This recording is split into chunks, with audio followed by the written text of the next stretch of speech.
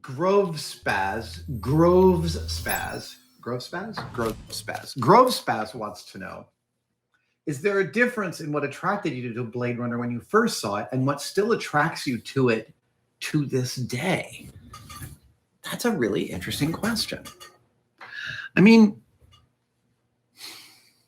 look, the chemistry of our brains when we're 19 is fundamentally different than it is at any other time in our lives. Like when we're in that mid-adolescent phase, and I know it seems like 19, you're kind of a young adult, but you're so not. In fact, the latest information we have is that adolescence can end deep into your mid or late 20s. And that tracks with my impression of my of my growth pattern. But there's a way in which the camaraderie of shared experience that you have as a late teenager is going to exceed the pleasure of anything else in your life. That feeling of like, dude, you want to go see Blade Runner? Yeah, I totally do. It's at the theater. Let's go. Okay, I'll call Omi. We're going to go. You go and then you spend all night walking around having pizza and talking about it.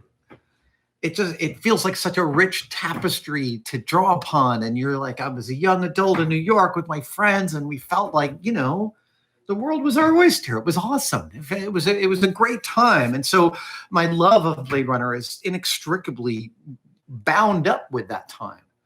And those moments of being in Manhattan in the 80s. And Manhattan in the 80s was grimy. Manhattan in the 80s was, you think Times Square is like a Disney promenade. In 1985, Times Square was like a cautionary tale. It was all porn theaters and theaters showing movies like I Spit on Your Grave, like the really dark rep house stuff, right? The extreme stuff. I remember seeing a trailer on a CRT television out in front of a theater for I Spit on Your Grave and getting sick, like getting physically sick from seeing footage they were showing from there. Oh my God. Yeah. But I think the draw is still the same, which is it's such a complete vision. Those pieces of art that grab me throughout my life are the ones that feel like I'm falling into something. So that's movies like Blade Runner or Empire Strikes Back. It's books like 100 Years of Solitude or 1Q84 or The Big Sleep.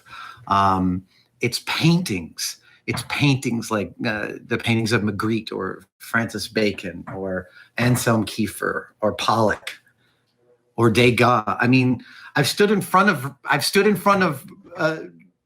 the paintings of all of those artists and been moved to tears. And I feel like there's a thing we do as storytellers for each other. Well, we do it for ourselves first. We externalize the storytelling that's interesting to us, and then we share that externalization. This is one externalization of a kind of storytelling, and this is another externalization of a kind of storytelling. We share that with each other, and then that sharing resonates, and it deepens the experience.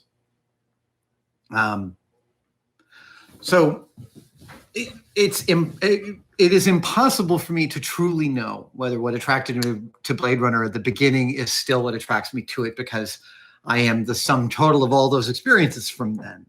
But I do think that it redounds to that complete universe theory of like what Ridley Scott made with Blade Runner felt so unified and so seamless in a way. And it felt like a dark place to visit, but it felt like a really cool one. Like it felt like that's the film that fulfilled what we thought film could do when Méliès did the Journey to the Moon with a rocket in the moon's eye and the cheese coming out. It feels like there's a perfect direct line from that film to Blade Runner, and that's the most important line in film to me. Okay. Ooh, Seth Huckstead says, since refining your machining skills this year, is there a Blade Runner prop or franchise prop that you'd like to tackle? Ooh. I mean, the Voight-Kampff machine is a machine that does require some precision machining. It can work without that, but it's going to work better with that, right? Because obviously, when I eventually finish a VK machine with this group of friends I'm working on it with, it will, it will do all the things that the real one does. And that means it will require some genuine mechanics that are functional, not just aesthetic. And yes, my improved ability to machine functional things as well as aesthetic things will definitely come in to play there. Nerds and Makers wants to know if my Lego phaser is still on display. They haven't seen it in the background in a long time. It is. There is a whole rejiggering of my display space, which has to happen in the next few weeks. Not least of which because I'm getting a new mill. I bought a new mill. And in order to get it in this space, I have to kind of tear this space apart.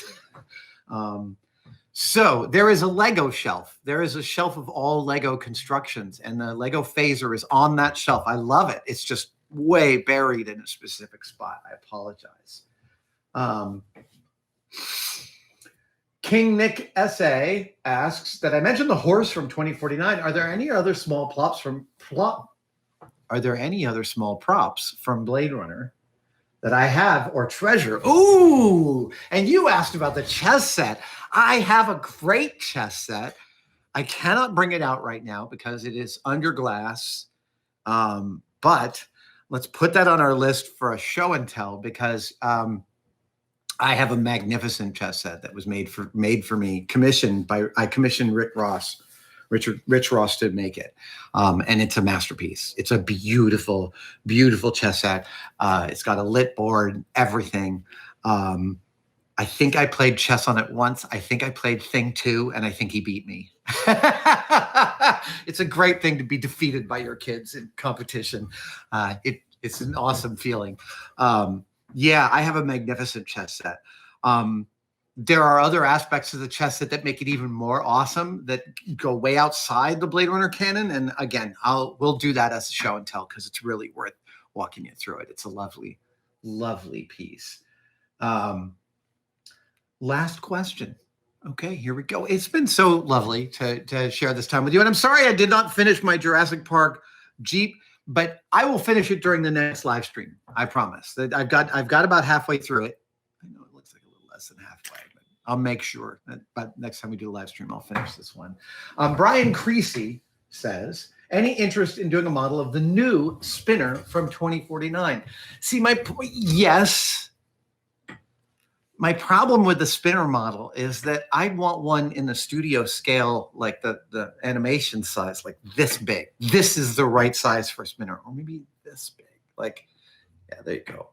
I want it like 36 inches long. I want a big model. I want lights on it. And I love Kay's spinner. I really do love Kay's spinner. But Deckard's, the original police spinner from Blade Runner, is one of my favorite car designs from any futuristic movie. God, it's such a beautiful model. Look, if somebody releases a spinner model that's this big, it is entirely feasible that I will buy it and I will make it. Brian Creasy, thank you for that awesome question. And tested patrons, thank you all, you guys, for these terrific questions. You always take me to places I did not expect to go in the answering of the queries that you have. And I appreciate that journey, and I hope that you do too. Thank you guys so much for joining me for this live stream. Please consider becoming a tested patron and including your own questions in live streams like this. Check out our merch store if you want to support us in other ways. Besides that, take good care of each other, spread the love, wear your masks, stay safe. We are getting close to the other side of this thing when we can high five in person. Love you guys. I'll see you next time. Bye. Thank you guys so much for watching that entire video. If you would like to support Tested even further, well, I'm here to tell you that you could become a member.